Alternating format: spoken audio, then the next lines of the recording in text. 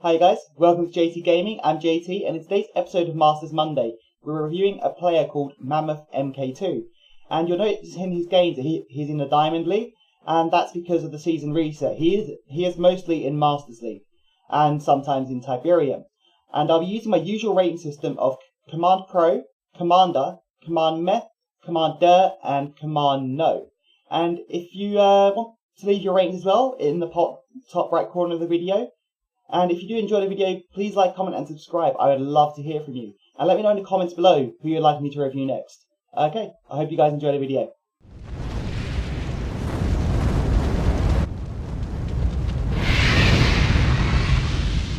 Unit promoted. Okay, so the first game I'm going to be looking at is between Mammoth MK2 and California. And the first one is going to be a regular ladder match, and the next two games are going to be from the Cabal War games, so those are the only replays available. Okay, so let's take a look and see how Mammoth gets on.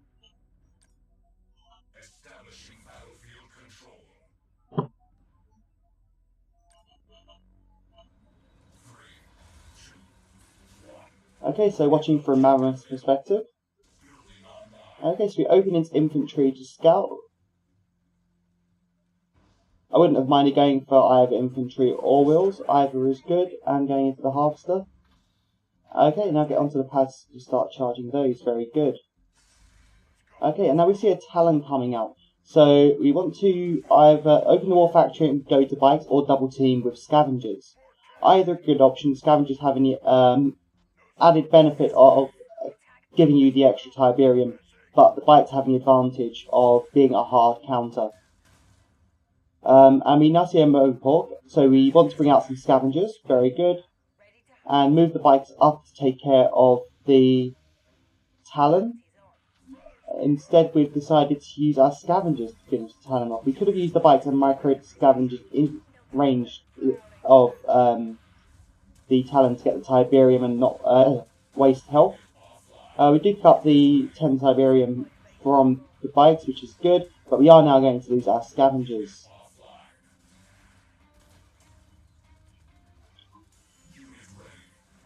To be honest, actually, a stealth tank wouldn't be the worst option. That are one volley the Mohawks. Wow, that was a very close first missile. And we do bring out a stealth tank. I like this a lot, because I will take care of that in one volley. Very nice. And good set drill pod decks you see in the missile squads, and these flame troopers will obliterate those.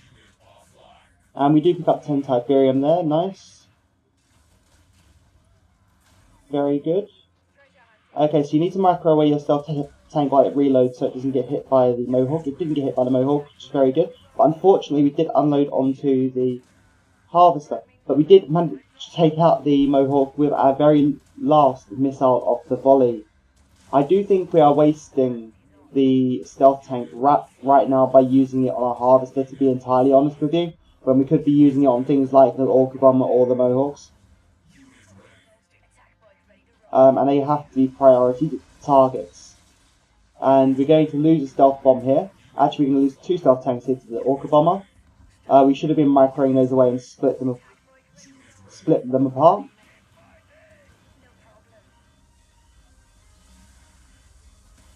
But it does look like we're going to take this missile here. So actually we did well to win the game overall. There were a few little mistakes here and there, but overall well played. Okay, so for our second game, it's going to be Mammoth MK2 versus Rawa Buntu. And I actually changed my mind, and instead of doing the Cabal War games for the second and third game, I just waited a day and waited for him to play some more, because it's not as representative in his playstyle. So yeah, let's just see how we get on. Establishing battlefield control. 3, 2, 1. New objective. Okay, so watching from Mammoth's perspective, he opens with the infantry to scout. And it looks like he's been playing a double half deck with the Mammoth tank. And same for the opponent, actually.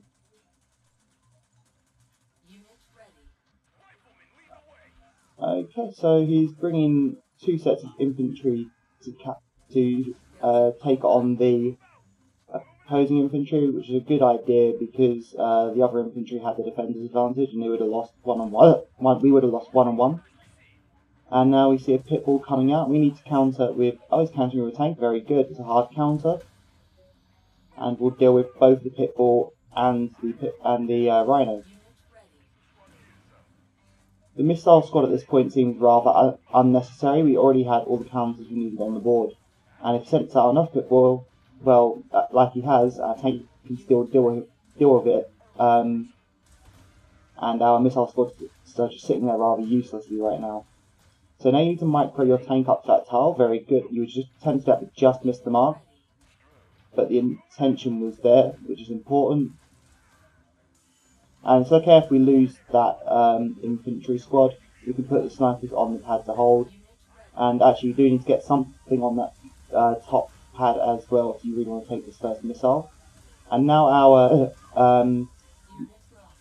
missile squads are actually getting to do some work, and we unfortunately do lose this first missile. It was like we were a little bit too distracted by the pitfalls going for our harvester, which is what lost us this missile. And it looks like you're now going for some retaliatory action against this harvester. And I wouldn't become too focused upon this, as it's a mistake a lot of people make.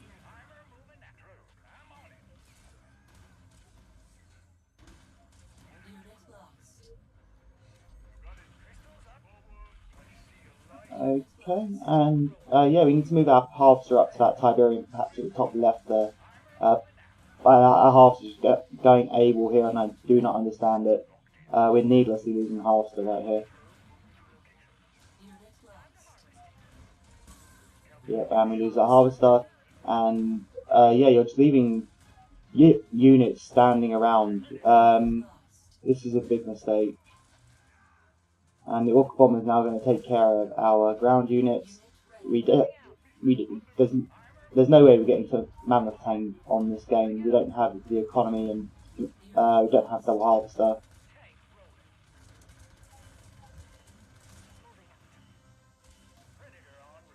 And I mean, the slingshot will be a good counter for the Orca. But yeah, we need to get something up onto that top pad.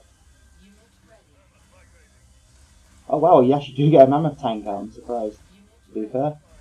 But it looks like it's going to be a little bit are we going to get this missile? Wow. You're focusing a lot on that bottom pad. Actually, we do need to, because that pitbull is going to take it. Yeah, we unfortunately just a little bit too slow getting onto the pads there. And we're focusing too far onto harvesters and not focusing on getting that pad control, which is what is really important for you at that point. Okay, so let's go on to our third and final game. Okay, so our third and final game is going to be Mammoth MK2 versus Thomas Sabe Bunot. I don't know if I said that right. If I didn't, apologies. I looked into Mammoth's stats, and it looks like the deck we're watching at the moment is a new deck for him. So it only recently started playing. So there will be some TV issues as he gets used to it. Okay, so let's see how we get on here. Establishing battlefield control. 3, 2, 1. New objective. Okay, watching from Mammoth's perspective. Harvester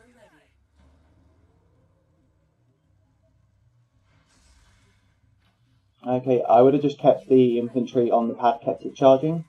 There's no reason not to at that point. Okay, and you've seen that he's got going for infantry, and you're spamming your anti-infantry units, the low-cost ones at least. And now we see we're at a sniper mirror, which is going to make this a rather micro-intensive game. And now you see he's got MG squads, and these can be quite tricky to overcome. Unit ready. Building online. I think that you are trying to tech slash deck because of the recent tech lab changes, and any other unit from the Mammoth tank, I would totally agree that we wouldn't go for the double harvester. But with the Mammoth tank, because the unit itself is so costly, we still need to transition into a double harvester at some point, in my personal opinion. Unit ready. I mean, if you're finding success with it, great. But I imagine you're finding it difficult to get that unit out with any degree of consistency. Unit lost. And while this guy's just setting up a wall of MG squads, but luckily your snipers are taking care of them before they can get set up properly, which is good. So very nicely played. Unit ready. Unit lost. Unit ready. Unit lost. Unit ready. You could use snipers against the snipers and use the Liang drone buff to heal them up while they're dealing with those. Unit lost. Because at the moment he's just slaughtering all of your infantry, and this is doing no one any good. Unit lost. Okay, nice Liang drone there. That could get us the control on the pad. And actually, if we get that tank on there, yeah, very nice. Okay, yeah, get that. We need to get that tank on there, but he looks like he's just taking control of that pad. Unit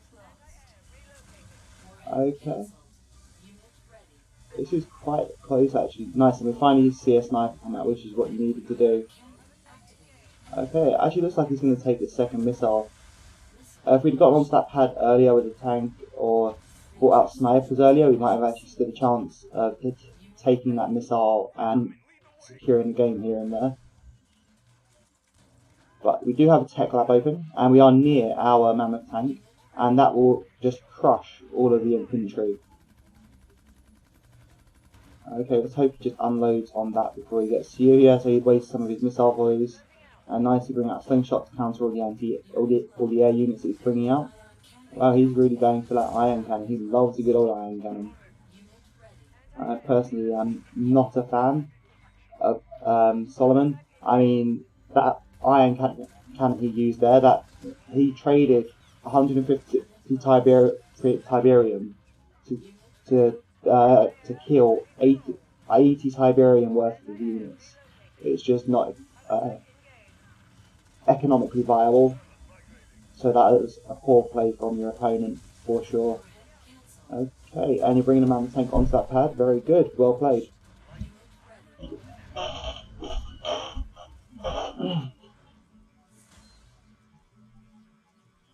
Okay, so the rating that I'm going to give Mammoth MK2 is Command Meh. There was nothing overly impressive, but also nothing overly terrible. I think that some considerations that I have to give when looking at this is that it's a new deck for you. So I know you're getting a little bit used to it. But I think with a little bit more practice on this deck, you'll do quite well with it. I would look into possibly not opening, but using a double harvester at some point, and making sure you're focusing on taking pad control, because that is what lost you your second game. Okay, anyway, I hope you guys enjoyed this video, and I'll see you in the next one.